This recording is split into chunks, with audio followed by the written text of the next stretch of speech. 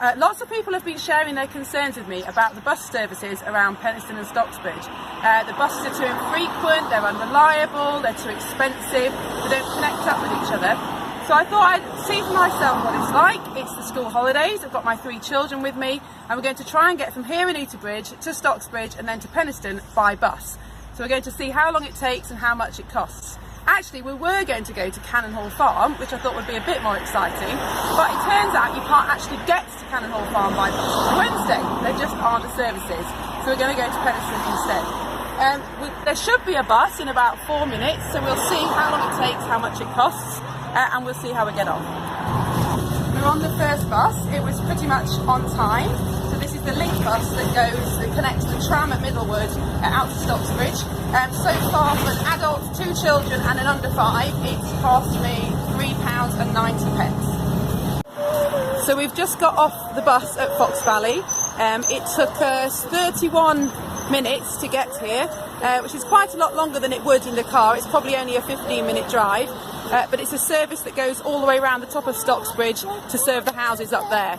So we're just going to pop to Fox Valley for a quick drink before we go on the next leg of our journey to Penistone. We're on our second bus from Stocksbridge to Penistone, the number 23. It's cost us £4.60 for all of us. It was on time. Had a fantastic conversation with a gentleman from Chapeltown at the bus stop about public transport. He thinks that Chapeltown is quite well served, but he wasn't very impressed with the frequency of the buses from Stocksbridge today.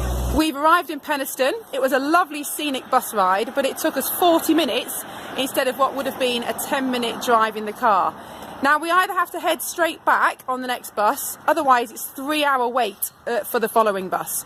We could go by train, but from Penistone to Sheffield, then the tram back to Uterbridge, we're looking at an hour and a half, probably another £12 in cost. So we're going to grab a quick sandwich and then head back to Stocksbridge on the next service. We stopped in Ferguland to change bus drivers. Not sure how long for.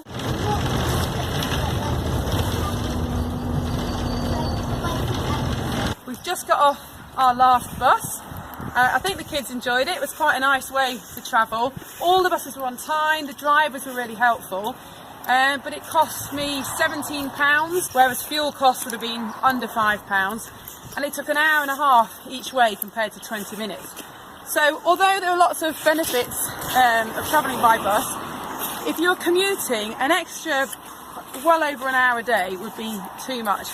But for me, it's the infrequency of the bus services that's a big problem. We had to almost abandon our trip really, because otherwise we would have been waiting an extra 3 hours for a bus.